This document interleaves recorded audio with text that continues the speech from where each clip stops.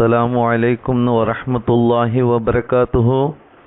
الحمد لله رب العالمين والصلاة والسلام على سيدنا محمد وآله وصحبه أجمعين.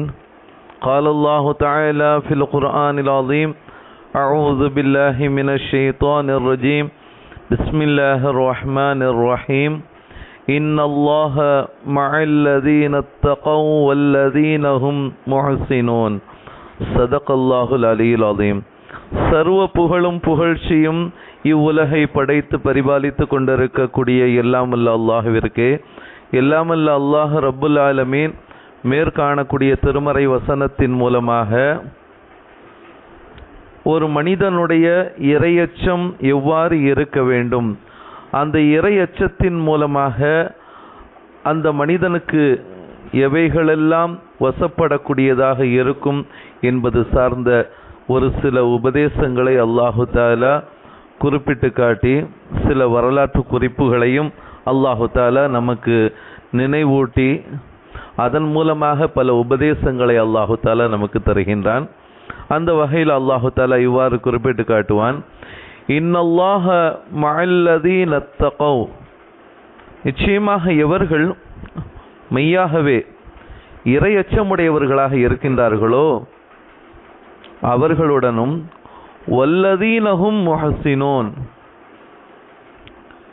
இன்னும் எவர்கள் நன்மையை செய்கின்றார்களோ அவர்களுடன் அல்லாஹ் இருக்கின்றான் என்பதை மேற்காணக்கூடிய திருமறை வசனத்தின் மூலமாக அல்லாஹு தஆலா உபதேசிக்கின்றான். ஆக இறை எச்சமுள்ளவர்களோடு அல்லாஹ் இருப்பதினால் அவர்கள் யாரை கண்டும் அஞ்ச மாட்டார்கள், அனைவரும் அவர்களை கண்டு அஞ்சுவார்கள் என்பதுதான் இந்த திருமறை வசனத்தினுடைய ஒரு விளக்க உரையாக வரலாற்று ஆசிரியர்கள் நமக்கு குறிப்பிட்டு காட்டுறாங்க. ஏன்னா எப்போ நாம் அல்லாஹுக்கு அஞ்சி நடக்கின்றோமோ அனைத்தையும் அல்லாஹ் நமக்கு வசப்படுத்தி தருகின்றான் அப்படிங்கிறத நம்ம என்ன செய்கிறோம், பார்க்குறோம்.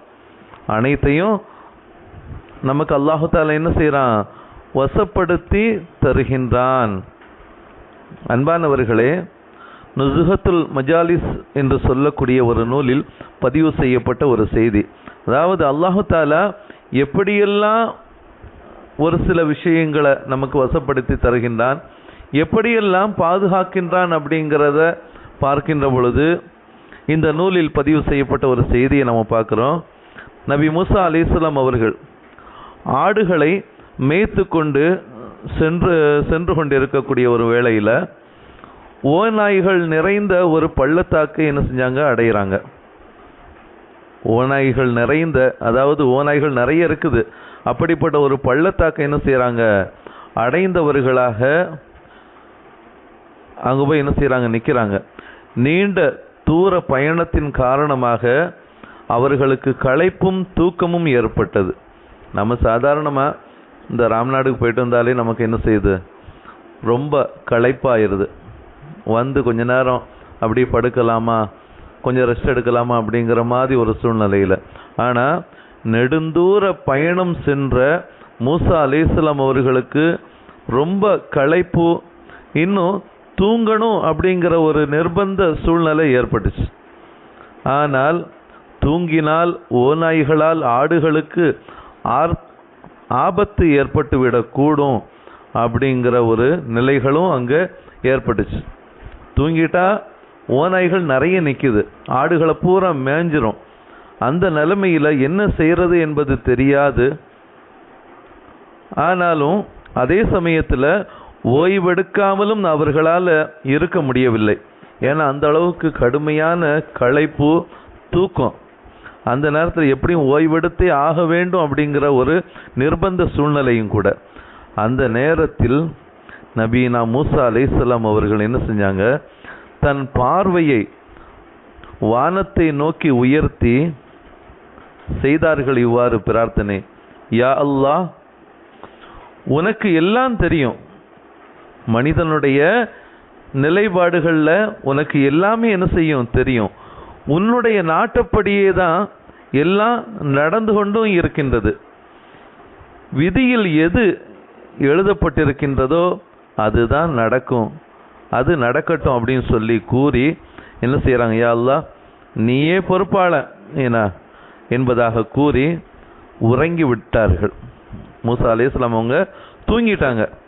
தூங்கிட்டு கண் விழித்து பார்த்த பொழுது, தூங்கிட்டு முழிச்சு பார்க்குறாங்க, பார்த்தா ஒரு ஆச்சரியத்தை கண்டார்கள். விழித்து பார்த்த பொழுது ஒரு ஆச்சரியத்தை என்ன செஞ்சாங்க பார்த்தாங்க. அவர்களுடைய தடியை அவர்கள் கையில் வைத்து மேய்த்து கொண்டிருந்த ஒரு கம்பு கைத்தடியை கையில் வைத்து கொண்டு ஓநாய் என்ன செய்கின்றது, ஆடுகளை பாதுகாத்து கொண்டிருந்தது. நாம் பொதுவாக என்ன செஞ்சுருக்கிறோம், எல்லா பக்கமும் நம்ம பார்த்துருக்குறோம். ஓநாய் நின்னா அந்த இடத்துல ஆடுகள் எதுவுமே நிற்கவும் செய்யாது, அந்த இடத்துல மேய்க்கவும் மாட்டாங்க.